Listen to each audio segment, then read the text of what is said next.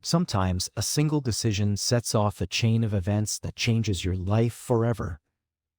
For John Taylor, it was a phone call from his agent that did it.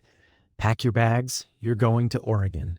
But he was reliable, consistent, and smart on the field, the kind of player coaches trusted to get the job done. After 4 solid seasons in college and a quiet year riding the bench in a second-tier team, an opportunity opened up with a struggling team from a small town in Oregon, the Cascade City Hawks. Cascade City was nothing like Atlanta, where John had grown up. It was small, quiet, surrounded by evergreen forests with one main street and the kind of diners that hadn't changed their menus since the 70s. Everybody knew everybody here.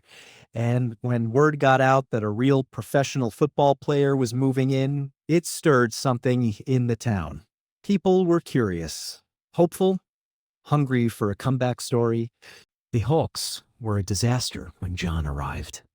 Bottom of the league, empty stands, tired players, a coach on the verge of giving up. But John didn't see that. He saw a chance, a fresh start. He moved into a modest apartment on the edge of town, started training immediately, and kept mostly to himself. At first. But then came the games. The first 2 were rough. No real rhythm. A team with no soul. But in the third game, something clicked. John threw a game-winning touchdown in the final seconds against a team that had crushed them the year before. It was messy, unpolished, but it was electric. And for the first time in years, the Hawks had a win that mattered. Local media called it a miracle. Fans poured into the stadium the next week. Kids started wearing Hawks hats again. People who'd stopped watching the games returned, chanting his name. And then there were the DMs. Girls from town, college students, waitresses, bartenders, even married women started messaging him. Compliments turned into photos. Some were innocent. Some were definitely not. John ignored most of them. He wasn't a saint, but he was focused.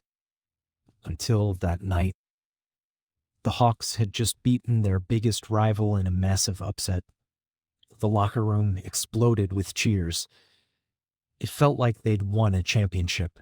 The coach, overwhelmed, declared a night off. The players organized a party at a local bar. It was packed, wild, sweaty, the kind of night where nobody remembers how it started. John was at the bar when he met her. Madison, long dark hair, confident smile, green eyes that didn't blink. She wasn't like the others. She didn't scream his name, didn't ask for a selfie. She asked what he thought of the town, if he liked rainy mornings, if he ever missed Atlanta. They talked for an hour, then 2. The noise around them faded, and by the end of the night, she gave him her number and walked away, leaving behind a trace of perfume and a sharp memory. The next morning, John woke up with a headache and a new thought. He wanted to see her again, and he did. Again and again.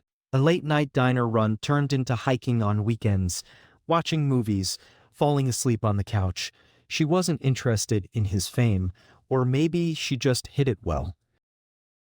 Madison was funny, smart, always a little distant, just enough to make him chase her, and John, who'd always kept his heart guarded, started to let her in.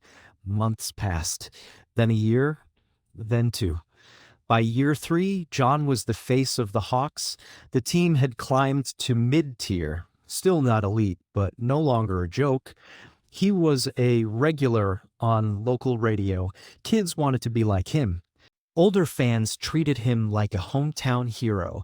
And Madison? She moved in with him. They talked about the future, about rings, about names for kids, about maybe, just maybe, getting married next year after the season ended. To everyone on the outside, it looked perfect, but even perfect has cracks. It started with the little things, a missed text, a late reply, a quiet sigh when she thought he wasn't looking, Madison used to be his biggest fan, front row at every game, always the first face he saw when the final whistle blew. She'd run into his arms, sometimes laughing, sometimes crying, but always proud. She knew his stats better than he did. She'd yell louder than anyone in the stands when he made a key play. She was, in every sense, his anchor. But anchors can drift, and John started to feel it. One rainy Thursday, he looked up from the field to scan the crowd like he always did after a home win. Her seat was empty, just a wet bench, no text, no call. Later, she said she had a migraine. He believed her. The second time, she said she had to help her sister move. The third time, she didn't say anything at all. It wasn't just the games. At home, she was still there, physically. But her mind? It was somewhere else. She'd scroll endlessly through her phone, half listening when he talked. She laughed at things she wouldn't explain. She locked her phone when she used to leave it open. She changed her passwords. She started going to the gym again. Not their usual gym, but a new one across town, open 24 hours. Less crowded, she said. Better equipment. She'd come home late, sweaty, tired, sometimes glowing, like she'd had a good time. Too good. He tried to ignore it. He told himself she deserved space, that maybe he was being insecure, but the feeling gnawed at him like a slow rot in the walls of a house that once felt like home.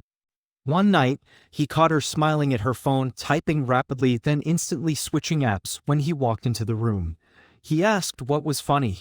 Nothing, just a meme. Let me see. She laughed. You wouldn't get it. It was such a small exchange. Meaningless, almost.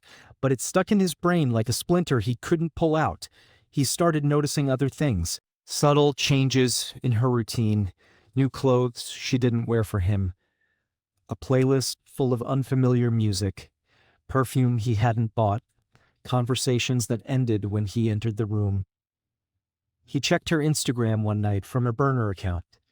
Her stories were vague, but she wasn't tagging him anymore. Just random selfies.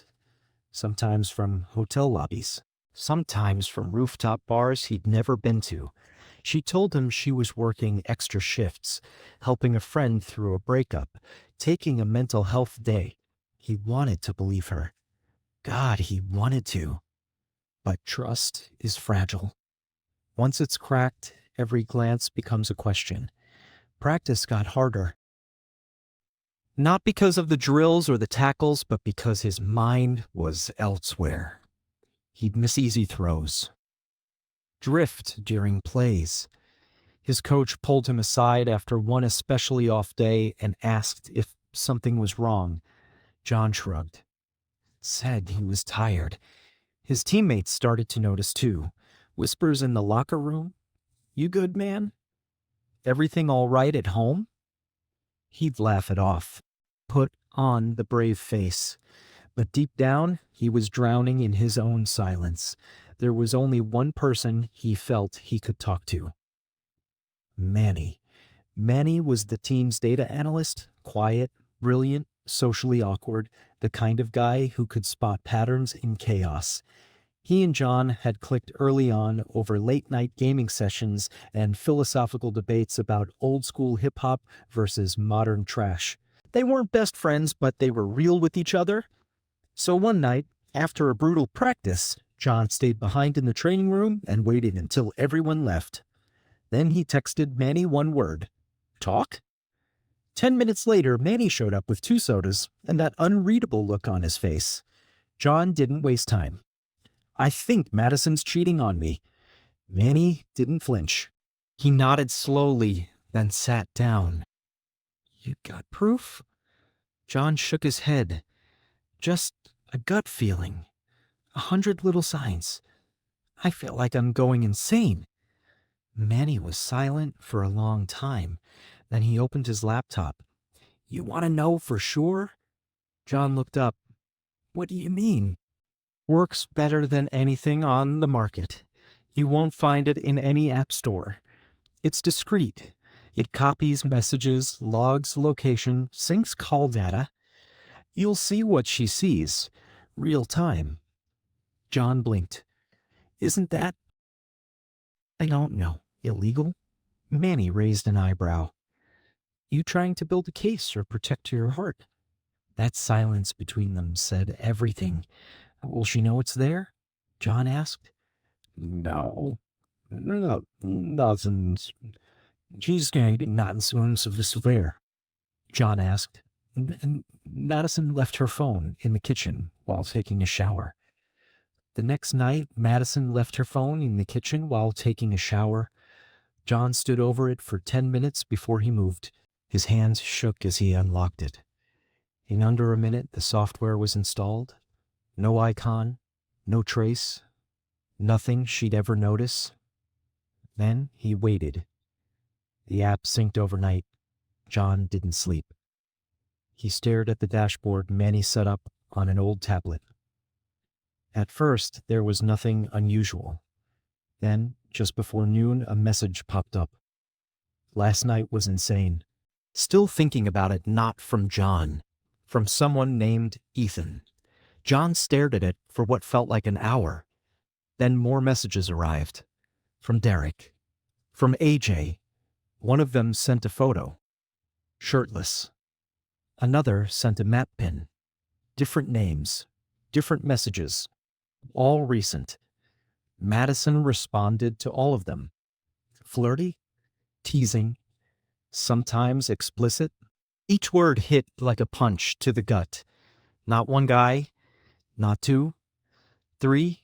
Minimum. John didn't cry. Not right away. Wish you were here, RN. It was Ethan again. She replied with a heart emoji and a suggestive selfie. His throat tightened. He tried to breathe, but the air in the room had turned thick like concrete dust after a collapse. Everything felt dirty. The walls, the furniture. Even the bed where she slept next to him last night, where she whispered, "I love you," before drifting off. His hands trembled. Not from fear, from rage. Not loud, screaming rage. No, worse. The cold, quiet kind. The one that simmers deep under your skin.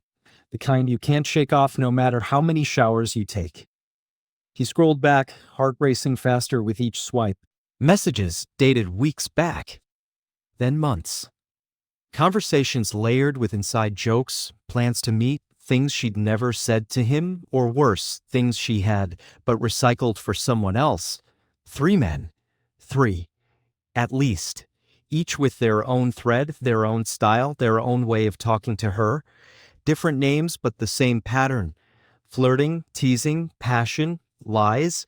He noticed how careful she was. Never too frequent. Never too obvious. Late-night replies. Midday check-ins while she was running errands. Some messages were sent from places just blocks away from their apartment. Hotel addresses, Airbnbs, even one from a park bench he remembered walking past with her a week before. There were photos, too. Not always explicit, but intimate. The kind you don't send unless there's something real, or something real enough to make someone believe it. She was smiling in them. He closed the app, stared at the wall. Then, like a dam breaking, the memories flooded in. The first time she said, "I love you." It was raining, and they just watched a horror movie. She hated horror movies, but sat through it because he liked them. The time they got snowed in during Christmas and spent 2 days eating junk food and building pillow forts like children. The weekend road trip to the coast, where they danced barefoot on the beach, and she told him he made her feel safe. The birthday party she threw for him, a surprise with all his teammates, his favorite cake, and that playlist she said she made just for him. All fake? All lies? He didn't want to believe that. He couldn't. But the messages didn't lie. Can't tonight, he's home. I'll sneak out tomorrow from her. Sent just last night. He remembered last night. He cooked. She said she had cramps. She didn't eat. She fell asleep early, except she hadn't. John stood up. His legs felt numb. He walked to the sink, splashed cold water on his face, stared at his reflection. His eyes looked older, tired, betrayed. Was he not enough? He thought he'd done everything right. He worked hard, stayed loyal, gave her space, trusted her, loved her. He shared everything: money, time, home, future. They were supposed to get married next year. Venue was picked. Her Pinterest board was full of plans. They'd been looking at rings just 2 months ago. Was all of that fake? He grabbed his phone. His finger hovered over her contact. Madison. Smiling in the profile photo. The same smile she probably sent to them. He didn't call. He needed answers. But not through a screen, not through a shout. He needed the truth, face to face. He paced the apartment, heart pounding, thoughts racing. He thought about calling her out, exploding, throwing her stuff out, telling everyone, posting the screenshots online. But a part of him still wanted to believe there was a reason, that maybe, just maybe, she wasn't who those texts made her seem. He opened the app's location tracker. She was across town. Same gym she'd been training at the past few weeks. The gym had no website, no reviews, just a blank Google pin and an address near a strip of motels. He stared at the pin for a long time. He could drive there, see for himself. But what would that do? Catch her in the act? And then what? Scream? Cry? Fight? Would it change anything? John sat down, buried his face in his hands. He wasn't sure what hurt more, that she lied to him or that she did it so easily. So many nights he'd stayed up watching game tape while she texted other men from the other side of the bed. So many days he thought she was proud of him when she was sneaking around behind his back. And the worst part? Planning their wedding? Making breakfast? He felt like a fool. But fools wake up. John took a deep breath, stood up. He knew what had to happen next. But first, he needed to prepare. He started saving screenshots, chat logs, locations, dates, times. He organized everything into folders, not to expose her publicly, but to remind himself this wasn't a nightmare. This was real. He didn't want to confront her blind. He wanted to be calm, controlled, dead certain. No room for excuses or gaslighting. The truth was there now. All of it. But the truth isn't always enough to stop love from clinging like thorns. John knew he wasn't ready to walk away yet, but he was close. Closer than ever. And the next conversation they had would decide everything. John didn't sleep that night.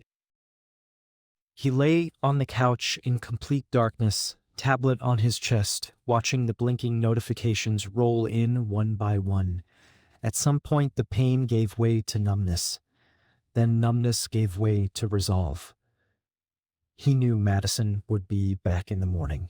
She'd walk in, maybe with coffee, maybe humming a song, maybe acting like nothing was wrong, like she hadn't just sent "I miss you too" to another man at 1:47 a.m., and he knew he couldn't pretend anymore. When the door finally opened at 8:12, she stepped inside like it was any other Tuesday.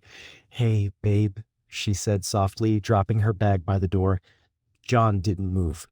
She looked up and froze when she saw him sitting in the kitchen, arms folded, face pale, eyes unreadable. "Everything okay?" she asked cautiously. He didn't answer. She stepped closer. "Did something happen?" John picked up the tablet and turned it toward her. The screen showed a thread of messages, her name at the top, the timestamps, the photos, the little heart emoji she'd sent to Ethan. Her face changed immediately. Not surprise. Not guilt. Just a cold, slow sinking expression, like she'd been caught cheating on a test and knew there was no way out. "Who is Ethan?" he asked, his voice flat. Silence. "And Derek? AJ?" Still nothing. "3 guys, Madison? 3. While we were planning a wedding?" She opened her mouth, but he cut her off.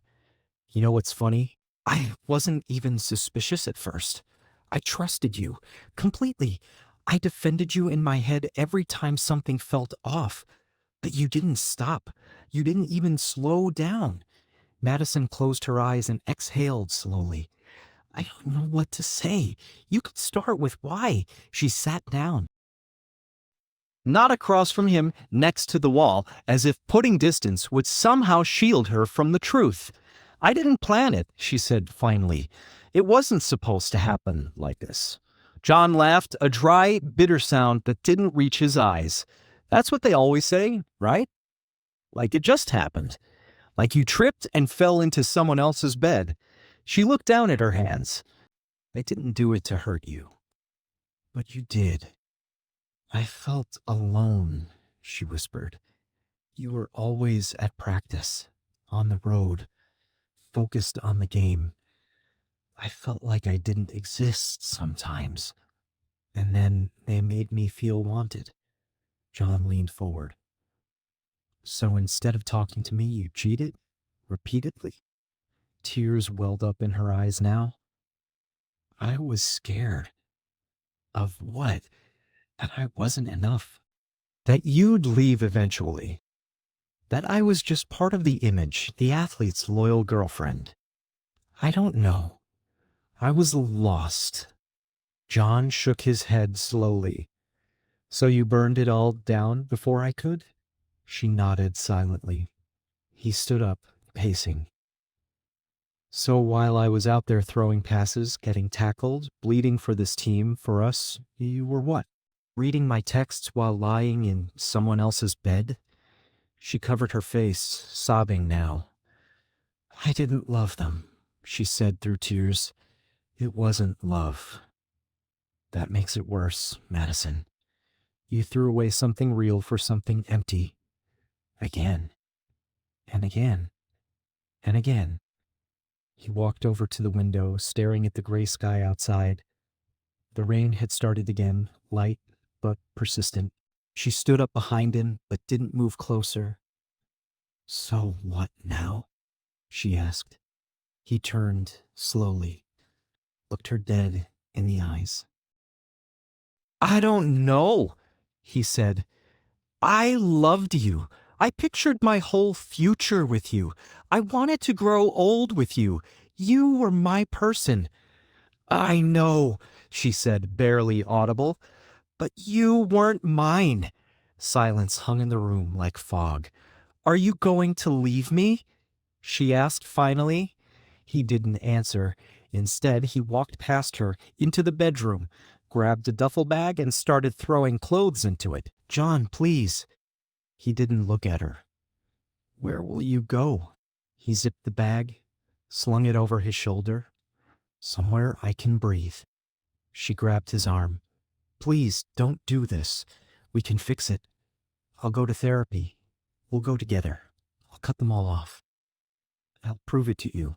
He pulled away, stepped into his sneakers, and walked out the door. Outside, the air hit him like a slap. Cold, sharp, cleansing. He didn't know where he was going. He just knew it wasn't here. He walked, past their favorite diner, past the park where they first kissed, past the florist where she picked out their wedding colors. It all felt like a memory someone else had lived. His phone buzzed. It was a message from Manny. "You okay?" John typed a reply, then erased it, because the truth was, he wasn't. But for the first time in weeks, he wasn't pretending anymore. John didn't cry. Not at first. He stared at the screen for what felt like hours. Eyes dry. Face blank. Heart silent like it forgot how to beat. The images, the messages, the videos, they just kept playing in loops inside his skull. Her smile, her moans, her lies. Her hand, the one that once held his, now wrapped around someone else's back. 3 men, not one mistake, not a single drunken slip. This was routine, a pattern, a double life. It was the night they were supposed to finalize the guest list for their wedding. He walked out of the house, didn't take anything but his phone and keys, drove nowhere, just circled streets like a ghost. 4 hours. Somewhere past 3 a.m., he stopped at a gas station, bought a pack of cigarettes even though he hadn't smoked since college, lit one with shaky fingers. The burn in his chest finally made him feel something. That's when it hit him. Not just the betrayal, but the years, the effort, the blind faith, the way he defended her when teammates joked, the way he shut down girls in his DMs without hesitation, the way he saw her as a forever. And she'd tossed it like it was nothing. The next day, he didn't go home. Slept in his car outside Manny's place. When his friend found him in the morning, slumped in the driver's seat with bags under his eyes and the stink of smoke, he didn't ask questions. He just opened the door and said, "Come in." John didn't talk for 2 days. Manny let him crash on the couch, didn't push. On the 3rd day, he finally asked, "What now?" John exhaled slowly. "I don't know who I am without her."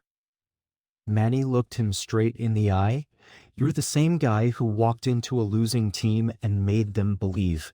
The guy who trains like the world's watching even when the stands are empty. You're not her boyfriend, bro. You're John Taylor." Still, the pain didn't vanish. Some nights, John found himself reading old messages, watching old videos, looking at photos from vacations, birthdays, Sunday mornings in bed, and wondering, was she lying then too? Was any of it real? Weeks passed. He avoided the house, let Madison live there. He couldn't stand the smell of her perfume, the sight of her shoes by the door. He didn't respond to her texts, not after the first attempt at an apology, not after the 20 that followed. She cried in voice messages, said it was a mistake, said she was lost, that she didn't know why she did it, that it didn't mean anything. But he knew the truth. It meant something, even if it wasn't love. His coach called him in for a private meeting. "You okay?" John nodded, but his face told the truth. "I'm trying." The coach leaned forward. "You've got 2 choices, John. You can fall apart and I won't blame you. Or you can turn this pain into something that makes you untouchable." John didn't answer. But that night, he showed up at the gym after hours, too worked out till his muscles screamed. Threw passes at a concrete wall until his arm went numb. Sweat blurred his vision. His lungs ached. His heart didn't. He started coming early to practice. Left late. Watched game film until his eyes burned. Took ice baths at midnight. He stopped checking Madison's socials. Stopped listening to her voicemails. Something inside him clicked. Maybe it wasn't about revenge. Maybe it was about resurrection. The team noticed. His accuracy was back. His fire was back. His voice carried louder in the huddle. One night after practice, a rookie asked him for advice, called him the vet. He smiled for the first time in weeks. One morning, Madison was waiting for him outside the training facility, tears in her eyes, flowers in her hands, wearing his sweatshirt. "Can we talk?" she whispered. He looked at her, at the girl he once wanted to marry, and said nothing. Just walked past her, into the building, into the next chapter. She called after him, voice cracking. "You really gonna throw this all away?" He stopped, turned slowly. "You already did, and that was it." He never saw her again. That night, John deleted the folder on his phone, all the messages, the images, the GPS logs. Gone. Not because he forgave her, but because he was done being the victim in someone else's story. The season wasn't over yet, and neither was he. Almost a year had passed since John found out about Madison's betrayal. His life had changed.